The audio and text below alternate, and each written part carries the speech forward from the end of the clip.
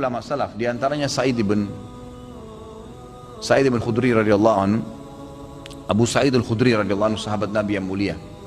Beliau ini sudah sampai pada tingkat level di mana Ibnu Qayyim mengatakan level orang yang sholat itu ada 5. Level yang pertama, orang yang berdosa dengan sholatnya, kata beliau. Siapa ini orang yang berdosa? Orang yang sholat tidak sama sekali memberikan haknya. Ada orang sholat hanya karena disuruh oleh orang lain, hanya karena tidak enak, mau udu nggak udu terserah. Ini berdosa nih. Percuma dia sholat, dia berdosa. Karena di sini riya, dan tidak ada hubungannya dengan Allah SWT, malah berdosa dengan sholatnya. Ada orang yang kedua, sholat tapi nggak dapat pahala. Dia tahu diperintahkan sama Allah tapi tidak dapat pahala, karena dari awal takbir sampai salam semuanya mengkhayal. Ini orang yang percuma, nggak ada pahalanya. Masuk dalam sabda Nabi SAW, ada orang yang hari kiamat diremuk-remuk sholatnya seperti pakaian kotor lalu dilemparkan ke wajahnya. Karena dari takbir sampai salam nggak ngerti apa yang dia lakukan. Untuk apa sholat kalau begitu? Allah nggak butuh sholat kita, ikhwani. Allah nggak butuh. Biar kita sholat khusyuknya luar biasa, sujudnya sampai berhari-hari nggak angkat kepala, tetap aja Allah nggak butuh dengan itu. Kata Nabi SAW dalam hadis qudsi, Allah SWT berfirman, wahai anak Adam, apapun yang kau kerjakan tidak akan bermanfaat bagiku dan aku akan kembalikan kepadamu. Itu amal kalian yang akan bermanfaat buat kalian sendiri, tidak ada manfaatnya buat saya. Kata Allah SWT, hadis qudsi. Ini luar biasa, harus kita faham nih, yang tidak boleh salah dalam masalah-masalah seperti ini. Maka kita harus tahu bahwasanya sholat itu kita yang butuh dan bukan Allah Azza wa Jalla. Baik, Abu Sa'id al-Khudri, Ibnu Qayyim mengatakan tadi orang yang kedua adalah orang yang tidak dapat pahala sama sekali. Yang ketiga, orang yang dapat pahala. Dapat pahala, tapi pahalanya pas-pasan. Ini sesuai dengan sabda Nabi SAW. Ada orang yang sholat tidak akan mendapatkan kecuali setengah pahala sholatnya. Ada orang yang sholat tidak dapat kecuali 1/10 dari sholatnya. Jadi kecil, ada pahala tapi kecil. Lebih banyak menghayal daripada fokusnya. Yang keempat adalah orang yang sholat berusaha untuk fokus, gitu kan? Tetapi terkadang masih menghayal, masih terlintas. Maka ini lebih dominasi pahala yang dia dapatkan daripada hilangnya pahala. Karena kalau kita lagi baca Al-Quran atau kita lagi baca bacaan sholat, kemudian kita fokus, dapat konsentrasi, ikutin bacanya, dapat pahala terus per hurufnya, gitu kan? Pergerakan juga ada pahalanya. Tapi pada saat kita baca terus kita nggak sadar lagi menghayal, cuma lisan kita karena sudah terbiasa membaca, jadi ngucapin kena rutinitas, itu nggak ada pahalanya, gitu kan? Itu nggak ada pahalanya. Orang yang keempat ini adalah golongan orang yang dapat mayoritas pahala sholatnya, tapi masih ada yang hilang. Bedanya tadi dengan orang yang ketiga, mayoritas pahalanya hilang, cuma sedikit yang dia dapatkan, gitu kan? Terbalik. Yang kelima ini yang luar biasa, orang yang sholat semuanya dari takbir sampai salam fokus. Bahkan kalau mereka sholat, mereka sudah lupa siapapun yang ada di sekitarnya. Mereka tidak perlu tahu tempat itu di mana mereka berada, sampai pada tingkat itu. Abu Sa'id al-Khudri radhiyallahu anhu dikatakan dalam riwayat dan masuk dalam poin yang kelima ini.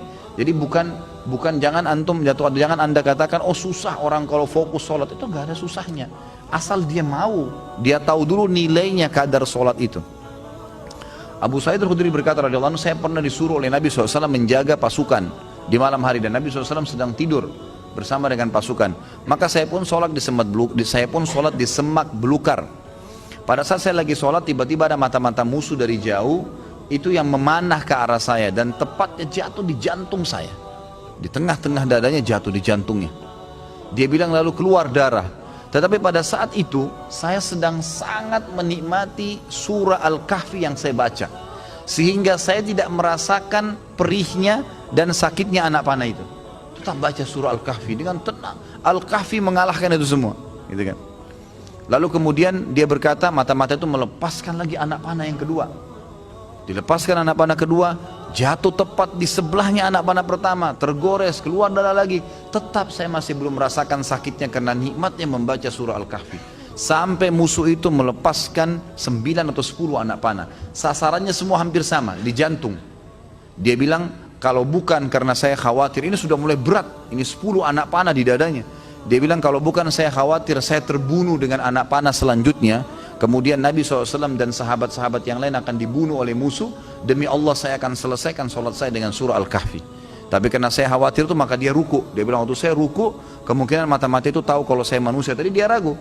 Kemudian dia lari dan tidak jadi menyerang pasukan muslimin. Tapi saksi bahasan kita bukan masalah perangnya.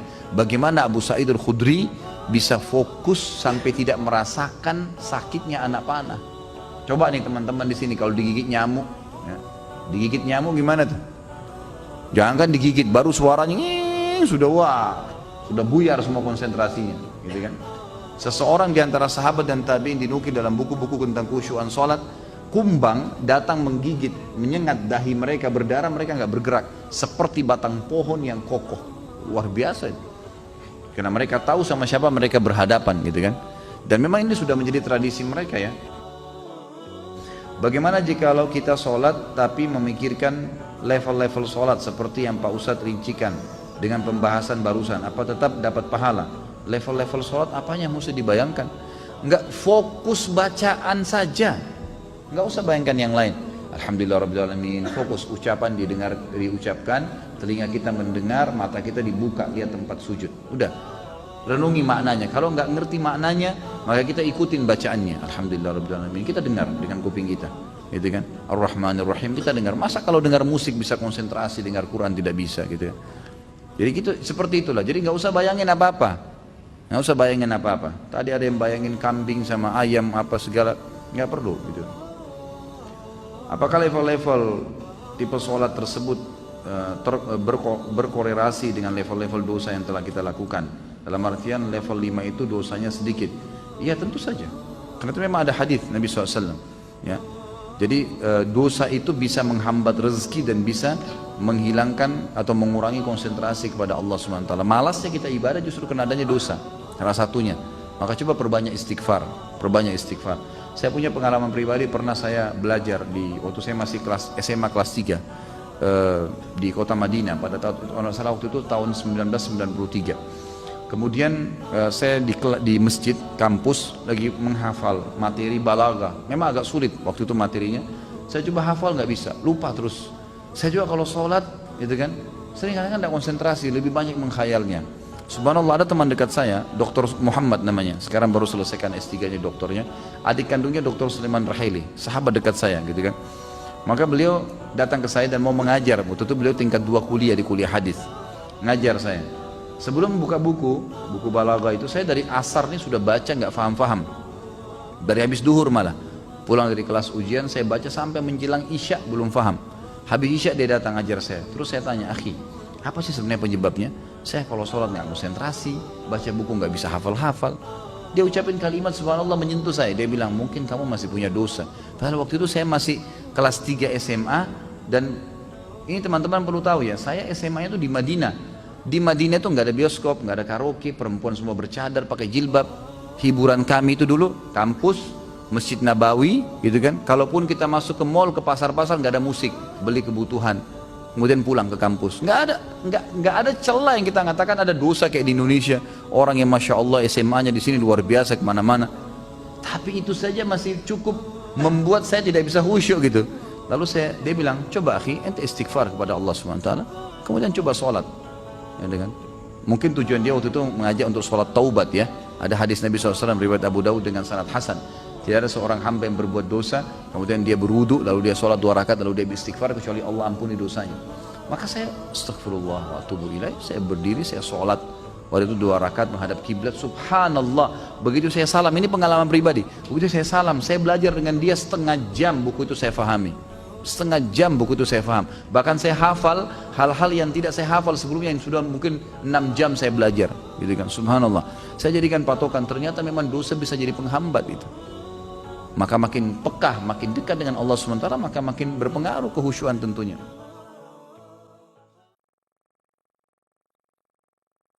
تبكي على حبيب جفاك وسرت في ركب ليلى ولحظها إذ رماك وطارت الروح شوقا